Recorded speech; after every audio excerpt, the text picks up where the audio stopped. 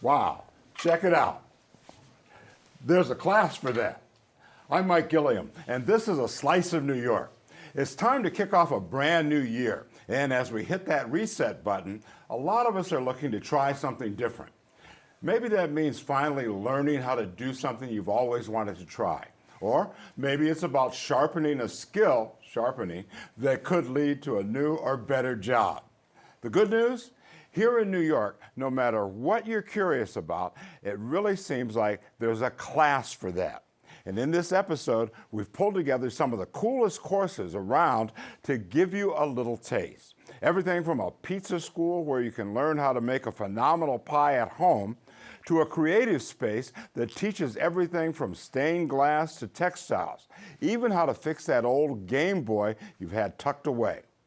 We'll also take a look at CUNY, where you can learn the skills that might help you land that next job or move up in your career.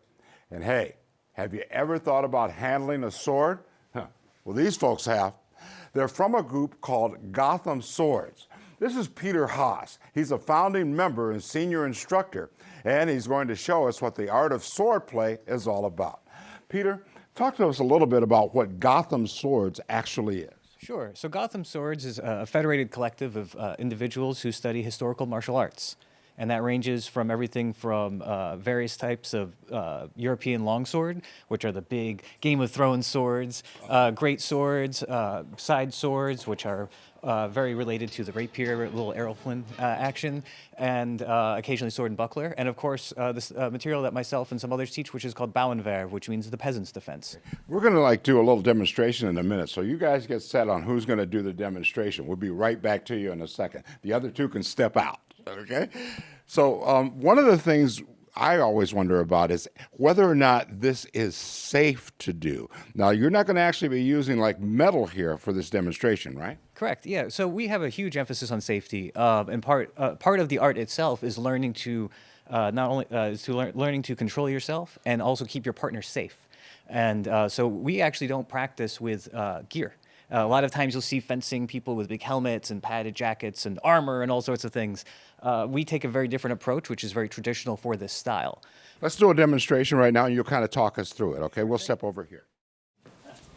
And you'll see here what Patrick is doing is kind of looking for openings and or weaknesses in Arzang's defense. Now, this is also good exercise. This is a martial art, correct? Correct. Yeah, it's incredibly good and tiring work. One thing that you'll notice is that there's a lot of play that involves getting down. So we actually have an entire sword fitness program, which is one of our big classes that is good for all sword play, but really focuses on legs and core work because you can see there's a lot of getting down low. Wow, this is cool stuff. I think I want to try it. Let's do it. Okay. Okay, thank you. All right. All right. So first thing we're going to do is a quick demo of just how to hold the body and how to hold the blade. Okay. So what we're going to do is hold the blade very close to the bottom, basically so we see nothing. Okay. And a nice little hammer grip going. Okay. Right? So boom. Perfect. So now the hardest lesson in all of fencing, which is learning to relax. The basic stance is a kind of relaxed stance in which our feet are comfortably apart. Okay. So we have nice grounding, right? And our shoulders are relaxed. Usually when people are swinging at stuff at me, I'm usually not relaxed. A little tense, yeah. Yeah. That's part of the art. Okay. Learning to relax, right? And from here, what we're going to do is now learn the upright block. It is the block we use about 90% of the time. Okay. Which is tip aims directly up into the sky, and we hold it out in front of us. And now we use this, essentially the first lesson of the upright block is learning how to close off the left and right side. Okay. To close off the left side, which means block or parry, right? We take that left foot and that left shoulder, we put our off hand behind our back, and we just take our left foot, pull it back a little bit, right? This means that if I were to strike you this way, I can't necessarily reach you. So you've closed off that side from attack. Okay, right? gotcha. Same thing is mirrored on the right side. So we take our right foot and our right shoulder and pull that back. So when I strike, I can't quite reach you. Okay. Right? Now the big thing is you want to keep this centered. Oh, okay. You want to keep this in the middle, and you are going to move around the stick. You want to pretend as if this is almost in the dirt, like a big maypole, and you're going to move around it.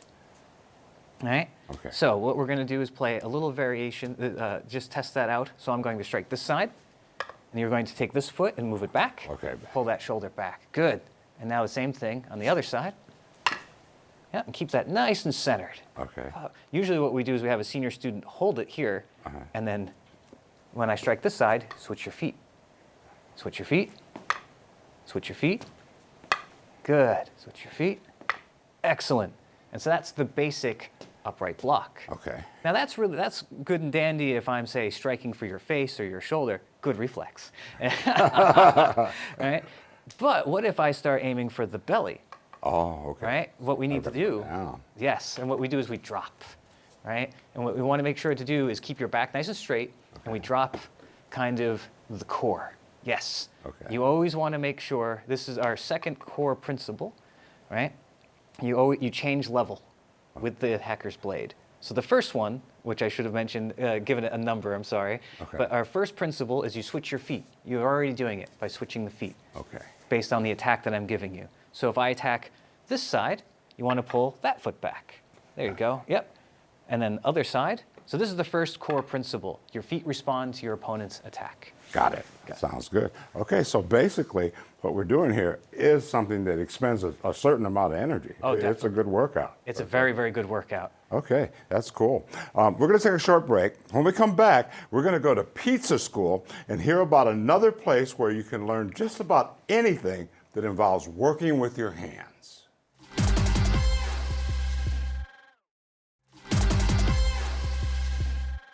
In New York, you can learn just about anything if you're up for taking a class, from languages to career skills to hands-on projects you can do with your friends.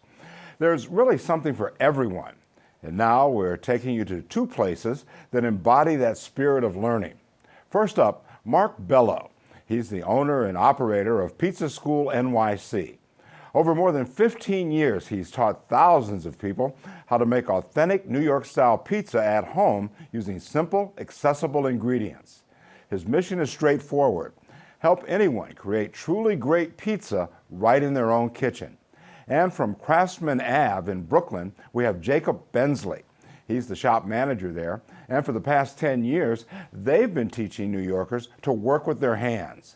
They offer a variety of classes, everything from woodworking and welding to stained glass and so much more. Welcome to both of you. Mark, let's start with you.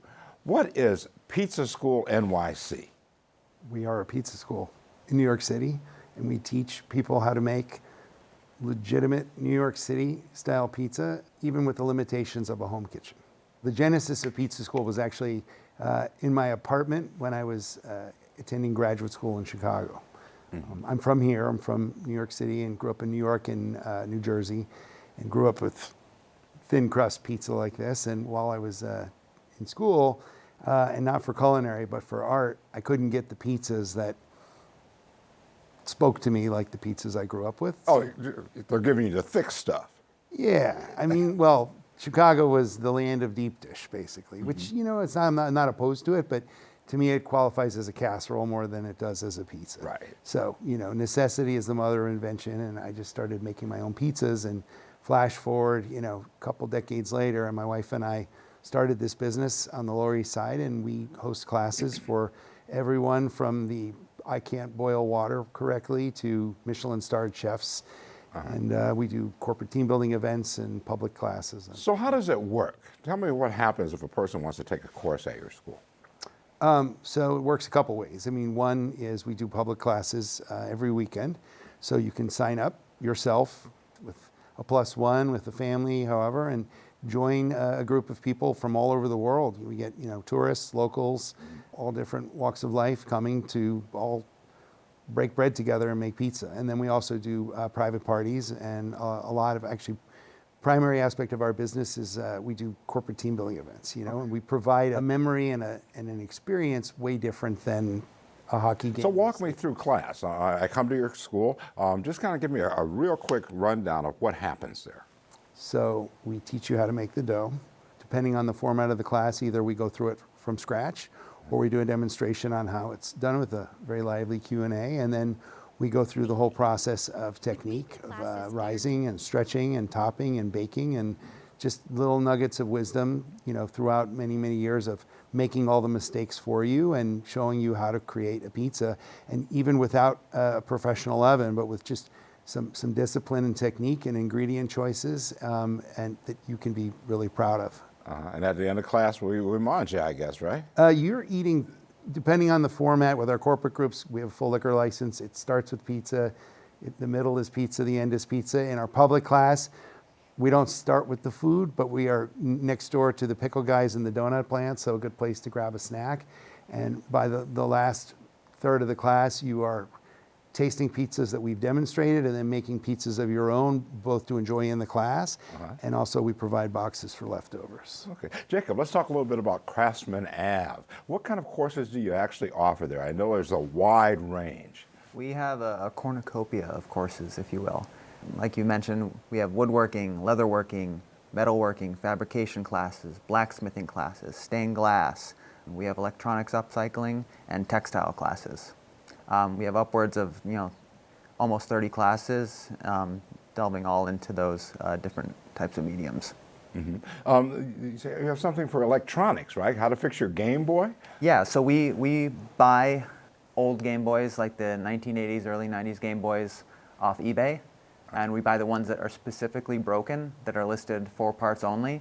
We get them, you pick your Game Boy, you tear your Game Boy apart, we tell you, we help guide you through what is wrong with that Game Boy, what to do to fix it, and then we CNC out the shell of that, which is a machine that we use to router out and widen the shell a bit to fit a slightly bigger screen that has a backlight to it. Because I don't remember if you remember the old Game Boys, there was no opportunity you could play in the dark. You needed full sunlight or a bright overhead lamp to play.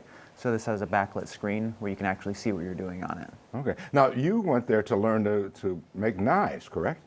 Yeah, so right in 2020, right before the pandemic, for Christmas that year, my wife gifted me a chef knife making class at the school. And I had been working as a chef most of my life. So I took that class and I could tell that I was home. It just felt right.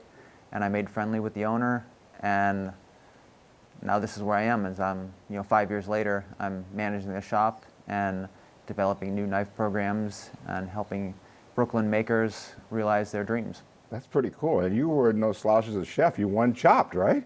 I did, yeah. And that was a little bit before I'd been at Craftsman, but yeah, I was on Chopped a while ago. And so now you're a guy at Craftsman. Yep. So other courses that they have there, textile making, stained glass? Yeah, we actually have a rug tufting class happening tonight that after I'm here, I'm going to go over and make sure everything's going smoothly with that. Okay. What's the cost to take classes there, and how long do they last? Our costs vary anywhere from around $200 to upwards of like $500 to $600. It all depends on what you're getting, the class. We also offer date night classes where with our class we get a pizza, unfortunately not one of your pizzas, but we get pizza from a local joint and a bottle of wine, so you and your partner can come and take the class. We offer our classes in a 4-hour time frame. They vary from 4 to 8 hours. Currently we're looking at incorporating some different timing classes for those that have a lesser attention span. And how can people find you? So our website, craftsmanav.com, has a listing of all our open enrollment classes, and we also have social media. You can find us at Craftsman Av. Okay. Mark, how about you? What do your courses run? So the public class, you can sign up as an individual for $225 or as a duo, so 2 people working as a team for $325. And then for the private parties, the pricing varies depending on the group size and the length of the class. Okay. And how do you reheat one of these things? You put it in your hand, You allow the warmth of your fingers to... And that'll do it? Yeah. I mean, cold pizza, you know. So there's a trick. We actually created a video for this. It wasn't we didn't invent this trick, but if you go to slicemagic.com, you will see the trick. But the trick essentially involves a skillet and a sheet of aluminum foil. Okay. No microwaves allowed. No, that's the worst. Yeah. To revive that pizza and bring back some crispiness and not dry it out, and not like if you put that in a toaster oven or an oven, you basically overbake the toppings. So. Okay. And how do we reach you guys? Pizzaschool.com is our website. Okay. And our Instagram and our Facebook is Pizza School. Okay, great. Yep. Thank you both. We're going to take another break right now. And when we come back, we'll talk career advancement and job training opportunities. This is a Slice of New York.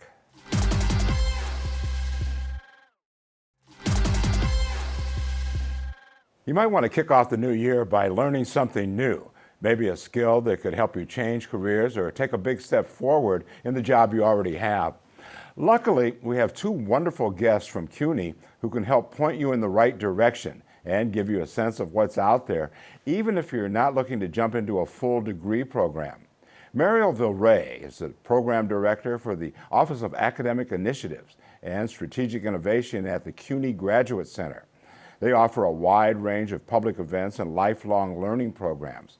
And we're also joined by Angelos Lampousis. He's director of the Charles B. Rangel Workforce Program at City College. His team offers everything from workforce training to fun and practical self-enrichment classes. We're talking infrastructure careers, drone workshops, even training for New York City cafe founders. Welcome to both of you. Angelo, let's start with you. What type of opportunities are offered here at the Rangel program? We're based at City College uptown, 137th Street in Amsterdam, and there's a wide range of skills-based training, the basic construction safety that is required in New York City for anyone who is going into the trades, to environmental type of activities. There's the 40-hour Haas Whopper that is required by the EPA.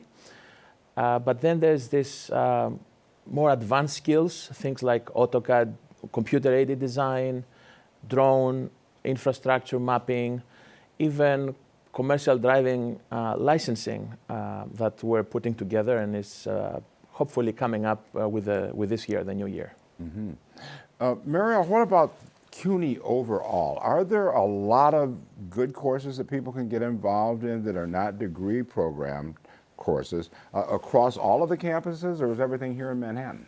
Indeed, there are continuing education opportunities across 25 campuses within the CUNY system. So whether it is workforce training or skill-based learning that someone is looking for, or more enrichment programming, there's something for everyone. And at the Graduate Center, we are really looking to welcome people into the academic and cultural life here at the Graduate Center. Can you give us a feel for some of the types of courses that might be available? Yeah, so my office works with the Gotham Center here at the Graduate Center, and we're doing short-run courses on niche topics within New York City history. In the spring, we'll have 2 courses with Gotham Ed, Wealth, Poverty, and Race in Post-War Long Island, as well as The Secrets of the Jazz Age.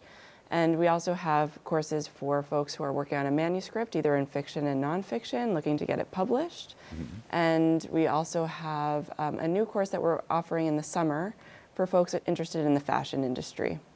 Okay. Now, these courses, how long do they run? Are they short courses, or is this something that would run the whole semester? It's a variety. So with the Gotham Ed courses, for example, they are 3 sessions, $125 for the package. And then the other programs are the fashion program that I mentioned. It's a 2-week program. And the writing program that I mentioned is a year-long. Mm-hmm. Okay. And at the end of that time, do they walk away with a certificate of some sort, or? So all of our programs are non-credit as of now, but they walk away with a certificate of completion and the skills to talk to future or current employers about what they've been able to learn and what they can apply in their job. Mm-hmm. Angelo, I'm intrigued by your program for a number of reasons. The subject matter, of course, is very cool, but also the fact that Charles Rangel's name is attached to that program. Can you talk to me a little bit about how that came to be?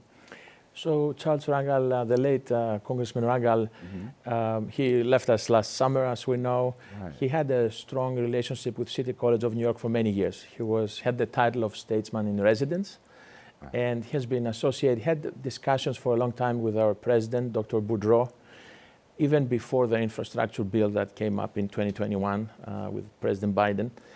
And he had this vision, starting with his own experience, a black man returning from war in Harlem, trying to find a job, waiting in line to get that training or the next opportunity. And some of his personal experiences, he inspired his vision for this initiative at City College. And through his association and a lot of alliances at the state level and federal level, there was funding secured initially and to this day for this type of non-degree skills-based training. So who, in fact, are you gearing this training to? Traditionally, as you know, the senior colleges have been mostly on research and academics, and the skills-based training was reserved for community colleges. So this is a little bit of a new, unusual type of delivery where you have a senior college offering non-degree training. And I guess City College, keeping up with its own tradition, has the Division of Engineering, the Division of Architecture. There's a focus on more advanced, as you called, infrastructure type of skills, going back to the mapping and the computer-aided design. There's some courses by the Urban Green Council, operations and maintenance, construction management, and things like this. Okay, and the drone program? Tell me about that. So there is a license that people can take from the Federal Aviation Administration. It's called Part 107 exam. And this is a multiple choice exam. You don't need to have necessarily the flying experience. Most people, of course, get very excited with flying the drone.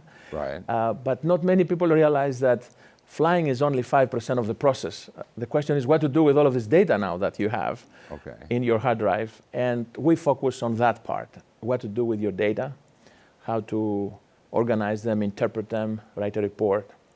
Could these lead to good paying jobs? There is a very big promise that anything that has to do with drones right now is very high in demand by different industries, ranging from real estate to environmental applications, mapping, agricultural, construction, of course, and so on and so forth. And there are, of course, drones or unmanned vehicles that go into underground tunnels. They go underwater. It's not just flying in the air, So basically, as one of our colleagues from the New York Power Authority has on his LinkedIn page, risk the machine, not the human. Mariel, a lot of people want to do things to advance their careers, like maybe learn coding, or AI is so very, very huge right now. Are there ways to take smaller courses at CUNY to kind of get into those areas? Yeah, so at the Graduate Center, actually, there's a data science certificate program that is for credit, that if you really like the experience of that, you can actually move on to a master's program or even a PhD in computer science. So that's a really nice pathway that we've carved here at the Graduate Center. But absolutely, AI is, as we know, being talked about everywhere, and there are schools across the system that are developing new programs for skill-based training around how to incorporate generative AI into your day-to-day work and accelerate your critical thinking about how to best apply it. There are some big projects happening across the system. Okay, and how can people get more information? For our programs, we have our catalog at www.gc.cuny.edu/AISI, and there's actually a centralized database for all continuing ed classes at CUNY, and that can be fed in through a platform called ZenDirect. Okay. And Angelo, how can they? You can just go to the homepage of City College, cny.cuny.edu, but in the front, you can add job training, one word, dot the rest. Okay. So it's the campus website, but job training at the top, and it brings you to the list of courses. Okay, great. That's going to have to be the last word. I want to thank all of our guests for coming on and sharing some of the cool classes and opportunities for career advancement available here in the city. And thank you for joining us. I'm Mike Gilliam. We'll see you next time on A Slice of New York.